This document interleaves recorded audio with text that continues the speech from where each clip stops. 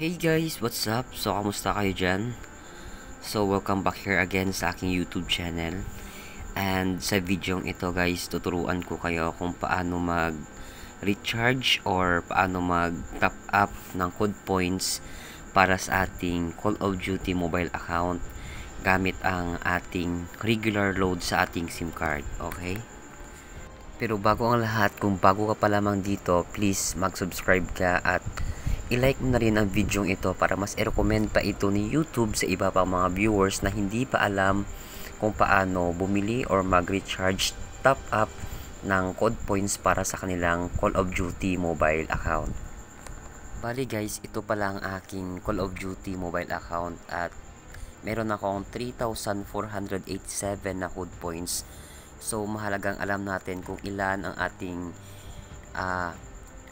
code points sa ating account para malalaman natin mamaya kung may dumagdag at magkano ba ang dumagdag na code points na ating in-recharge. Okay, so i-home lang natin muna. Next is punta lang tayo sa ating Google. Tapos i-search nyo sa Google yung Kudoshop Philippines CODM. At yan, i-search nyo lang guys.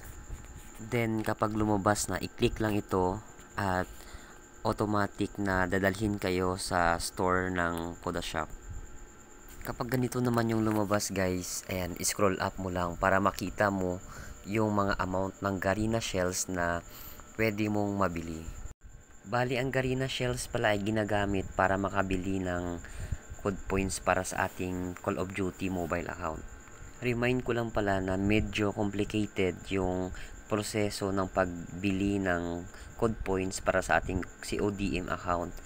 Kaya dapat panuorin mo yung video ito hanggang sa huli.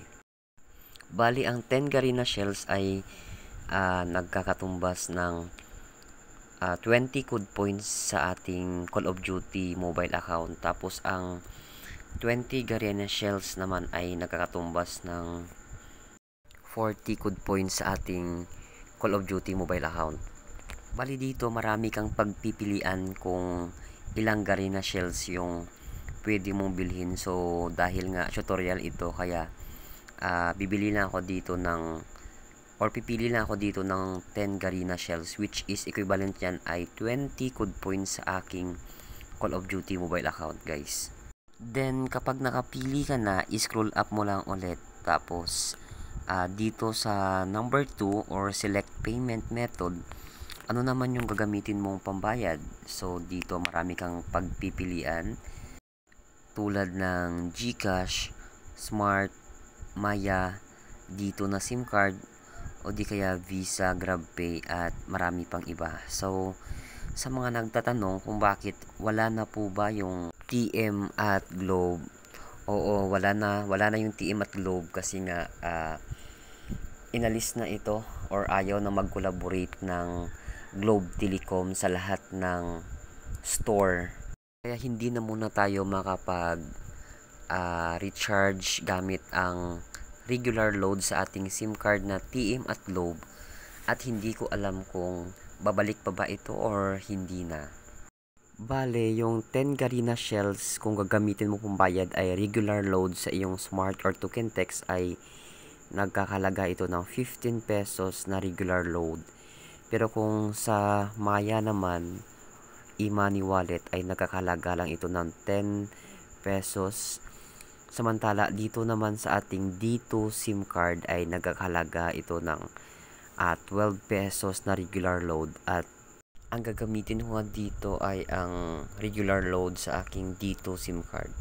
Kapag okay na, scroll up mo lang ulit. Tapos dito sa number 3, ilagay mo dito ang iyong Gmail kasi dyan mamaya isi-send yung code na ating gagamitin para makabili tayo ng or ma-exchange natin yung ating Garena Shells into code points. Kapag okay na, i-click lang ang buy now. Tapos dito ilagay mo lang yung number ng iyong SIM card, either Smart, Token Text or dito, kasi dyan isi-send yung OTP para makapag-proceed tayo na makabili ng code points at dyan ibabawas yung pambayad natin kapalit ng Garena shells. So hintayin lang yung code at ilagay dyan sa mga boxes.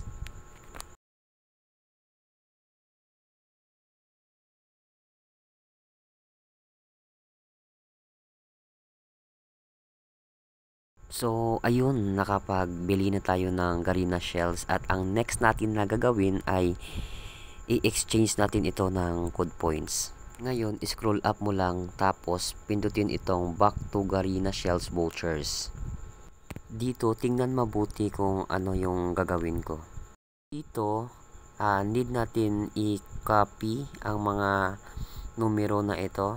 Tandaan na yung kinakopy ko lang na numero, yan lang din ang i-copy nyo at huwag nyong i-copy yung sa unahan. Kasi kapag naisama nyo yung sa unahan at yung letters ay magiging error at hindi gagana yung code mamaya sa pag-redeem natin ng ating code points. So kung ano lang dapat yung i-copy, yan lang, wala nang iba pa. After mong makopy, i-click lang yung redeem now. Scroll up mo lang. Ito guys sa number 1, kapag nagla-login kayo sa inyong CODM account gamit ang Garena, i-click nyo po ang Garena. And then kapag sa Facebook naman, i-click lang yung Facebook. Sa akin kasi sa Facebook ako nagla-login patungo sa aking CODM account. I-scroll up mo lang ulit. Tapos dito sa number 2 naman ay i-click mo ang Garena prepaid card. At naalala nyo kanina yung mga numero na ni-copy natin, ay dito natin yun ipipaste para ma-redeem natin yung code points na binili natin. Click lang ang continue para ma-redeem na.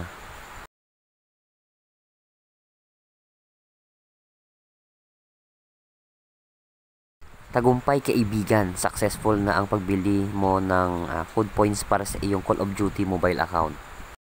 Ngayon, i-close mo na lang lahat ng apps at i-restart mo ang iyong Call of Duty mobile account para masigurado mo pumasok na ang iyong code points na binili.